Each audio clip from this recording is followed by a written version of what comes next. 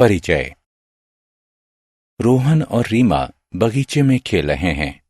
वे सी saw झूले पर झूल रहे हैं। रीमा, मुझे झूला झूलना बहुत अच्छा लगता है। हाँ, यहाँ तक कि मुझे ऊपर चढ़ना और उतरना भी अच्छा लगता है। क्या तुम जानते हो कि हम एक मशीन पर बैठे हुए हैं? मशीन? वो कहाँ है? यह सीसॉ, ये स्वयं एक मशीन है। ये कितनी रोचक बात है ना रीमा। बच्चों, आओ इस अध्याय में सरल मशीनों के बारे में और जानते हैं। आओ सीखें। कार्य हो गया है, इसका वर्णन करना, सरल मशीनों की व्याख्या करना, हमारे जीवन में सरल मशीनों के महत्व की चर्चा करना, विभिन्न सरल मशीनों की सूची बनाना। कार्य कब होता है? मैं दौड़ रहा हूं। मैं जब दौड़ता हूं तो ऊर्जा का प्रयोग करता हूं, इसीलिए ऊर्जा कार्य करने की क्षमता होती है। अब वजन उठाने का समय हो गया है। ये डंबल हैं। डंबल उठाना एक भारी काम है। हम ऊर्जा का उपयोग करके बल लगाते हैं। हमें भोजन से ऊर्जा प्राप्त होती है। इस ऊर्जा का प्रयोग करके हम किसी वस्तु को स्थानांतरित कर सकते हैं। बल का प्रयोग करके वस्तु का स्थानांतरण करना कार्य कहलाता है। सरल मशीनें। आओ अब सरल मशीनों को परिभाषित करते हैं। ऐसी मशीनें जिनमें कुछ या कोई भी भाग गतिमान नहीं होता, सरल मशीनें कहलाती हैं। साधारण मशीनों की खास बात यह है कि वो हमारी मांसपेशियों के विस्तार के रूप में प्रयुक्त होती हैं। सरल मशीनें 6 प्रकार की होती हैं। ये नत समतल यानी झुका हुआ समतल, पहिया एवं धुरी, घिरनी, उत्तोलक, पच्चर या पेंच हैं। अब हम प्रत्येक मशीन के बारे में विस्तार से जानेंगे।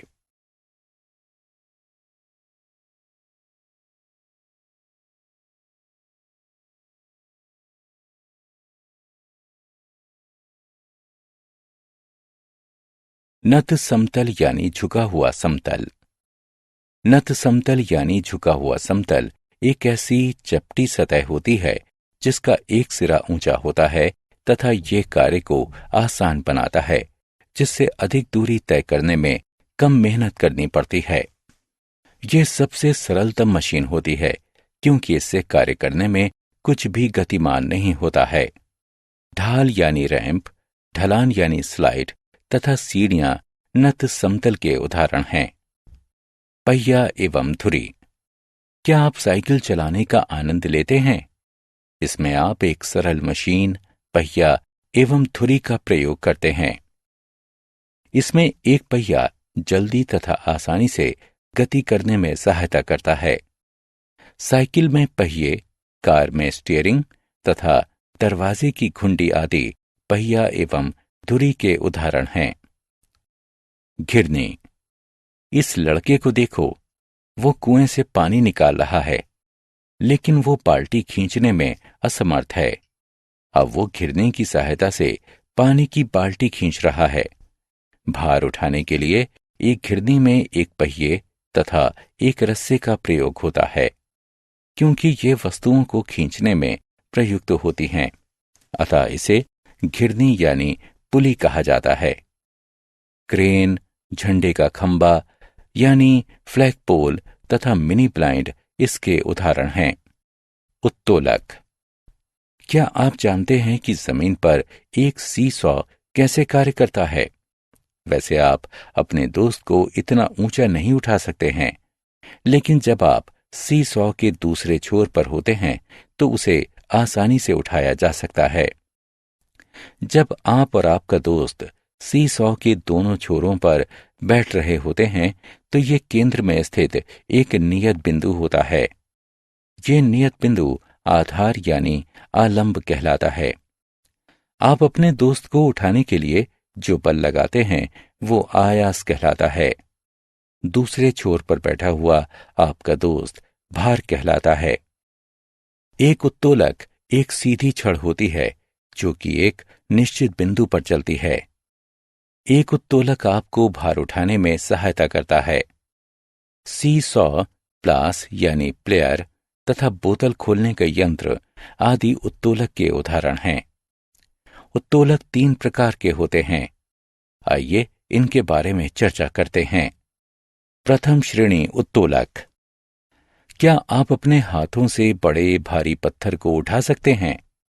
जी नहीं, लेकिन आप एक छड़ी की सहायता से ऐसा कर सकते हैं, जो कि प्रथम श्रेणी उत्तोलक कहलाती है। प्रथम श्रेणी उत्तोलक में आधार यानी आलंब केंद्र में स्थित होता है। आलंब आभार तथा आयास के मध्य कहीं पर भी स्थित होता है। बर्मा यानी लौहदंड तथा कैंची प्रथम श्रेणी उत्तोलक के उदाहरण हैं। कैंची में आलंब केंद्र में स्थित होता है। यह स्थिर होता है। इसमें आयास पीछे से लगाया जाता है तथा भार सामने से लगाया जाता है। द्वितीय श्रेणी उत्तोलक। ऐसा प्रतीत होता है कि ये बच्चे एक पहिए वाली ठेला गाड़ी की सवारी का आनंद ले रहे हैं। उनके पिता उनको ले जाने के लिए द्वितीय श्रेणी उत्तोलक का प्रयोग कर रहे हैं। द्वितीय श्रेणी उत्तोलक में आयास एक तरफ तथा आलंब दूसरी तरफ होता है एवं भार मध्य में होता है। एक पहिए वाली ठेला गाड़ी, सरौता यानी अखरोट तोड़ने वाला यंत्र तथा बोतल खोलने वाला यंत्र द्वितीय श्रेणी उत्तोलक के उदाहरण हैं। तृतीय श्रेणी उत्तोलक। अनेक लोग मछली पकड़ने का आनंद लेते हैं। इस कार्य के लिए वे एक मछली पकड़ने वाली डंडी का प्रयोग करते हैं, जो कि एक तृतीय श्रेणी उत्तोलक होता है। मछली पकड़ने वाली डंडी में आयास मध्य में होता है। एक तरफ भार होता है और दूसरी तरफ आलंब होता है। इस प्रकार का उत्तोलक तृतीय श्रेणी उत्तोलक कहलाता है। भुजा, मछली पकड़ने वाली डंडी, झाड़ू, स्टेपलर आदि तृतीय श्रेणी उत्तोलक के उदाहरण हैं। पेंच। पेंच भी एक सरल मशीन है। ये कील की तरह दिखाई देता है। एक पेंच एक छड़ के चारों तरफ लिपटा हुआ नत समतल होता है। पेंच को मोड़ने के लिए कम बल का प्रयोग करना पड़ता है, क्योंकि एक पेंच अधिक दूरी तय करता है। काग निकालने का पेंच तथा एक जार का ढक्कन एक पेंच के उदाहरण हैं। हम जानते हैं कि एक कील आसानी से बाहर निकल आती है, जबकि पेंच नहीं निकलता है।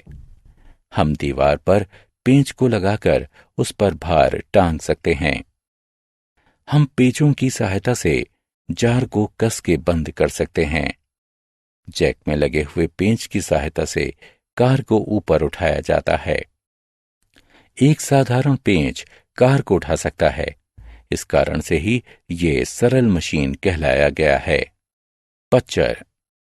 एक पच्चर में 2 नत समतल होते हैं, जो कि किसी वस्तु को उठाने या उसे तोड़ने के लिए परस्पर प्रयोग किए जाते हैं।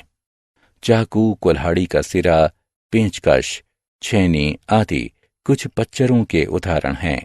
कॉलम क का कॉलम ख से मिलान करें।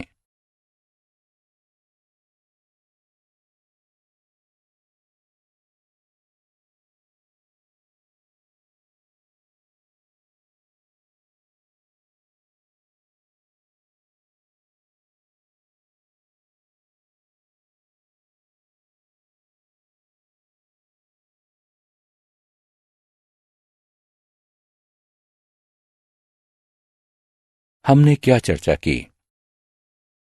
बल का प्रयोग करके वस्तु का स्थानांतरण करना कार्य कहलाता है। किसी भारी वस्तु को उठाना कठिन कार्य होता है। ऐसी मशीनें जिनमें कुछ या कोई भी भाग गतिमान नहीं होता है, सरल मशीनें कहलाती हैं। सरल मशीनें 6 प्रकार की होती हैं।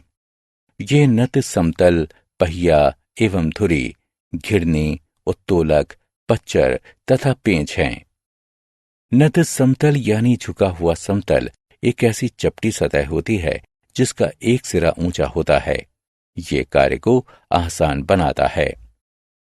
पहिया एवं धुरी में एक पहिया जल्दी तथा आसानी से गति करने में सहायता करता है। भार उठाने के लिए एक घिरनी में एक पहिए तथा एक रस्से का प्रयोग होता है। एक उत्तोलक एक सीधी छड़ होती है जो कि एक निश्चित बिंदु पर चलती है। एक उत्तोलक आपको भार उठाने में सहायता करता है।